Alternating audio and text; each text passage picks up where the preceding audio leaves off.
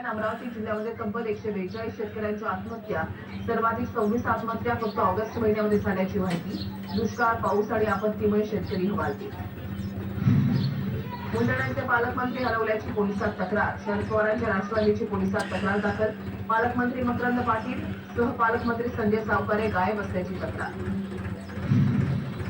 स्थानिक स्वराज्य संस्थांच्या निवडणुकीच्या अनुषंगानं निवडणूक आयोगाची 1 ऑक्टोबरला बैठक. निवडणुकांसाठी मतदार याद्या अद्ययावत करण्याचा कार्यक्रम जाहीर. विधानसभेच्या मतदार याद्या वापरण्यात येणार असल्याचीही आयोगाकडून स्पष्ट. मतदारांची ही पडताळणी होणार. आयोगानं संकेतस्थळ आणि ऍपवर एक नवीन ई साईन फीचर सुरू केलं. राहुल गांधींनी केलेल्या आरोपानंतर निवडणूक आयोगानं पावलं उचलली.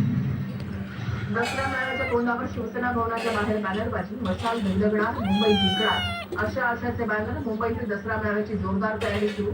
बॅनरच्या माध्यमातून मुंबई जिंकणारचा नारा.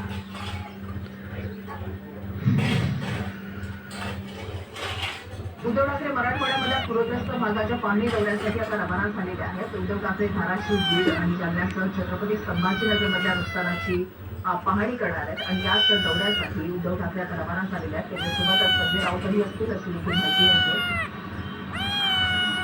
पूर परिस्थितीमुळे मराठवाड्याचं, विदर्भाचं फार मोठं नुकसान झालेलं आहे. शेतकरी हवालदिल झालेला आहे आणि आता उद्धव ठाकरे मराठवाड्यामधल्या पूरग्रस्त भागाची पाहणी करण्यासाठी रवाना झाले.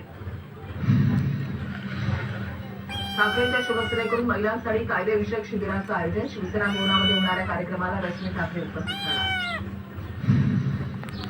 मुंबईमध्ये मेट्रो सिनेमा परिसरात स्वच्छता मोहीम. उपमुख्यमंत्री एकनाथ शिंदे स्वच्छता मोहिमेमध्ये सहभागी. मंत्री आमदार नालायक असतील तर त्यांच्या सर्व गोष्टी बाहेर काढा. पालघरच्या विक्रमगडमधल्या जनता दरबारात गणेश नाईकांचं वक्तव्य. गणेश नाईकांचा रोख नेमका कोणाकडे? राजकीय वर्तुळात चर्चेला उठा.